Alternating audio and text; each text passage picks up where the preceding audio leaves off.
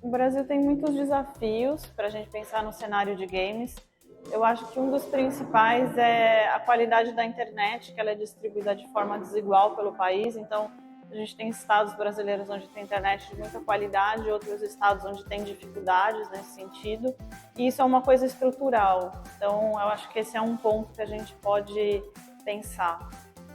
Os outros desafios eu entendo também que ainda tem muito preconceito com relação ao desenvolvimento de jogos e ao mercado de jogos, como se esse mercado não tivesse valor, ou como se fosse apenas para crianças, ou como se não fosse importante comparado com outros mercados, né, mais tradicionais, né? Então, eu acho que é um mercado ainda que sofre de muito preconceito, né, para o desenvolvimento e para a gente pensar numa expansão aí do cenário.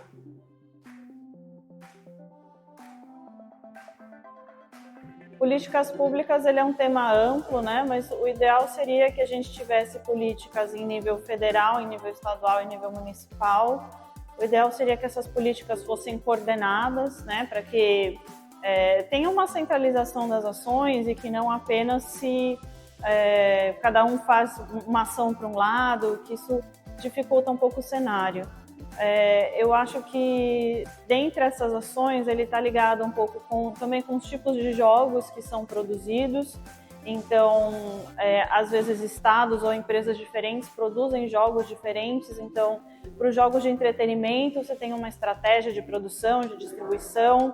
Para os jogos que a gente chama de educativos, os serious games, tem outra estratégia de produção e distribuição. Então é importante ter políticas específicas. Eu acredito também que era importante ter maior conhecimento nessas instâncias, né, federal, estadual e municipal, ter um conhecimento maior sobre o que é a área de games hoje, porque a gente vê esse desconhecimento muito grande, às vezes até um pouco de preconceito, ele impede que a gente faça ou pense ou desenvolva políticas nesse sentido.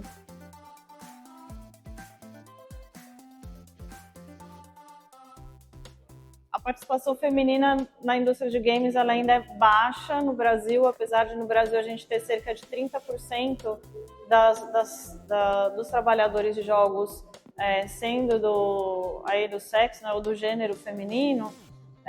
Eu acho que tem muito espaço para crescer, mas ele é um espaço onde as mulheres veem muitas barreiras de entraves, né? Então, começa uma primeira barreira de entrave na infância, quando o videogame é do menino, não é da menina, e a menina já não tem acesso. Começa que o menino pode jogar muitas horas videogame e a menina não pode jogar porque ela tem que lavar uma louça, porque ela tem que ter os afazeres da casa. Então, tem entraves que começam desde a infância, depois tem preconceitos com relação às mulheres seguirem a carreira de STEM, como se não fosse coisa de mulher ou se fosse coisa de homem.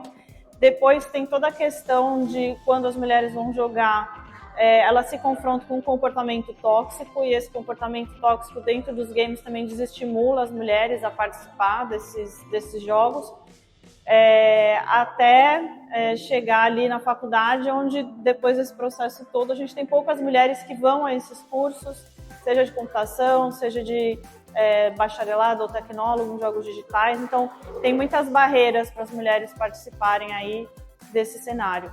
Mas, apesar dessas barreiras todas, o Brasil tem desenvolvedoras e outras mulheres que estão na indústria que têm feito trabalhos ótimos, né? E a gente tem aí muitos exemplos das nossas desenvolvedoras exportando, sendo líderes, né? Eu acho que a gente pensar em inclusão das mulheres não é só colocar uma mulher dentro da empresa, mas é também com que ela participe das decisões, com que ela tenha cargos de liderança, com que ela possa ser sócia dessas empresas. Mas a gente vê muito preconceito na hora da contratação, por exemplo, né? Então, quando essas pessoas vão ser contratadas, muitas vezes o gestor não percebe, mas ele dá preferência para um desenvolvedor homem, não tem uma preocupação com ter diversidade na empresa. E aí, diversidade, eu acho importante falar que não é só pensar na inclusão das mulheres, mas em outros públicos diversos, pessoas trans, pessoas LGTB, toda a população negra, população PCD e outras populações diversas que tem. Então, às vezes, eu acho que falta esse olhar da importância da diversidade, né? por que a diversidade é importante para a área de games, não só porque eu quero cumprir cotas ou porque eu quero cumprir metas, mas é porque você trazer outras vivências, trazer vivências de outras pessoas, experiências de outras pessoas para o desenvolvimento de jogos, ele é enriquecedor para os projetos. Então, eu acho que é muito importante pensar nessa diversidade na nossa mão de obra. Tá bom? E aí, você, o que você achou do evento? Eu fiquei super bem surpreendida com o evento, fiquei bem surpreendida com a estrutura que vocês têm aqui, que é uma estrutura bem legal. O evento está super bem organizado e eu acho que as pessoas que vocês trouxeram são interessantes aqui para o cenário. Eu gosto muito da palestra que está acontecendo agora, que vocês terem um desenvolvedor de Manaus, que é um dos líderes da nossa indústria aqui falando em Manaus. E acho que essa representatividade é bem importante, porque ela estimula para que outros desenvolvedores aqui possam seguir esse caminho.